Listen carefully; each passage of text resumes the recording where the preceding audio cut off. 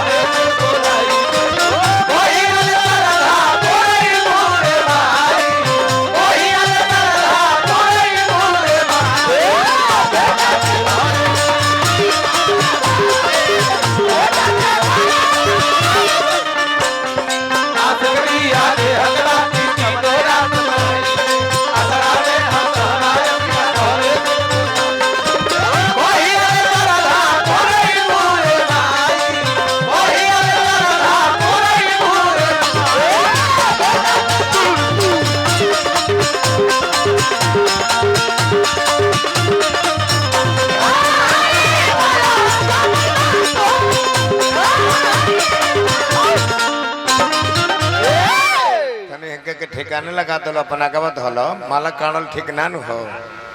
अभी हमारा उप सचिव के बड़े पापा जी वाह बिहारी चौधरी जी के माध्यम से और श्री हमारा 100 रुपया पुरस्कार हमारा मंडलीय अध्यक्ष है बसंतपुर निवासी बाबू धीरज नो ना को कहे मैं नीरज कह दिले सकनी है धीरज सिंह जी पुरस्कार देनी और 100 रुपया पुरस्कार हमारा गायक श्री भोजपुरी के हमारा तिवारी जी और रुपया देवे खातिर हमारा चुनल चुनल प्रतिनिधि गण ए मंच पर जिला पंचायत बनी तो हमारा तरफ से वो है हम कहे के नहीं एक फूल माला से जिला परिषद महोदय जी के स्वागत बा हराई होते बा जय हो चरण में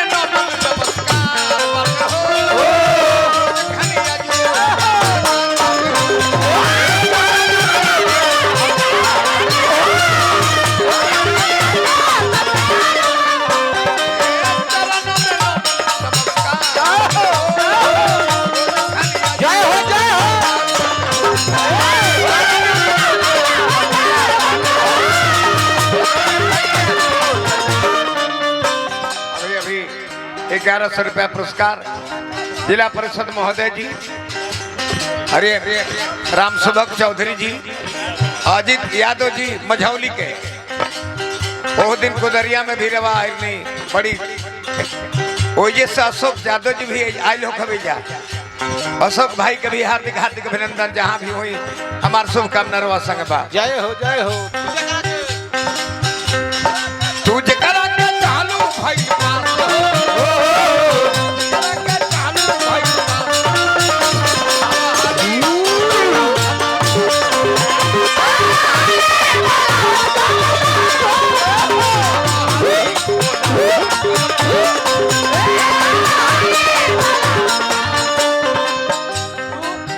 अभी हमरा ए समाज के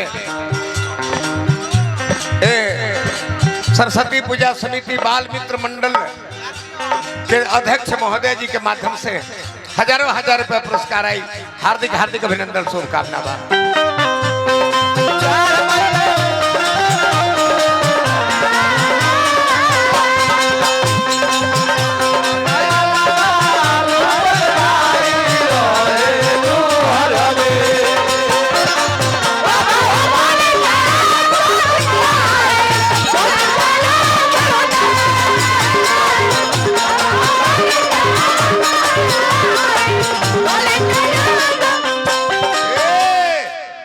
माने हमरा भोला चौधरी जी ए समाज के बानी हाँ जी उपाध्यक्ष जी राजेश चौधरी जी के माध्यम से 100 रुपया पुरस्कार आई। हार्दिक हार्दिक अभिनंदन शुभकामना बा। और बाजी काला बा अनुगाला बा तो न जाने कौना बात के हाला बा।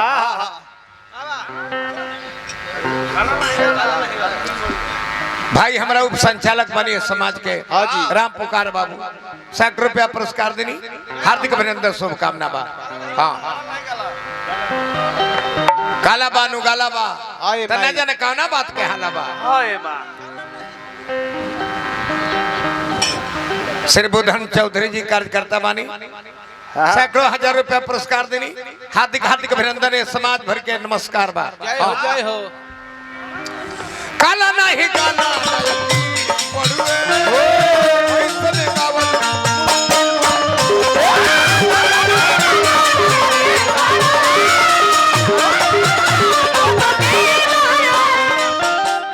सोनू बाबू रे तो पहले ही 200 रुपये दे करनी है। अच्छा समाज लोग के देवे काला बानू गाला बा तना जाने काना बात के हाला बा। काला नहीं गाला न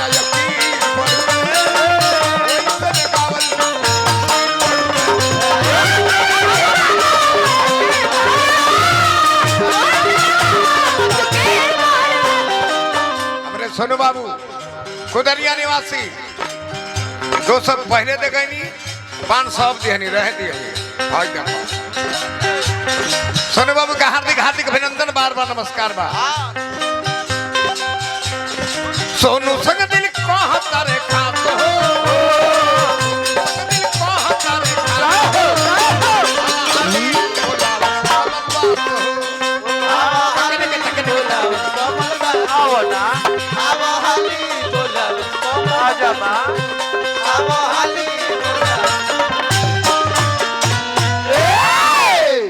आवा हाली बोलाओस कमल बास तिवारी जी सजिंदे कमा नहीं है। संगीतकार जब व्यास भजन गावत होखे तो भजन के हिलोय बजावत। अजय बाबा गलती ना नु ना जी अभी ना तो हे जे लय आ गई रहो। हेलो थोड़ा सा है मुनिटरन में दो। हेलो हाँ पढ़ोले रहा तरह लय आ गई कि मेरा बल में छलछला में तो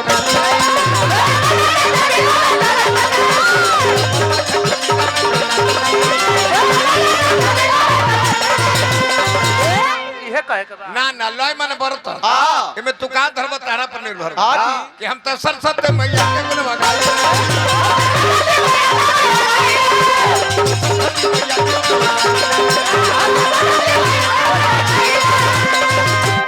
चरण मनाई ले बिनत सुनाई ले बुलाई ले बुलाई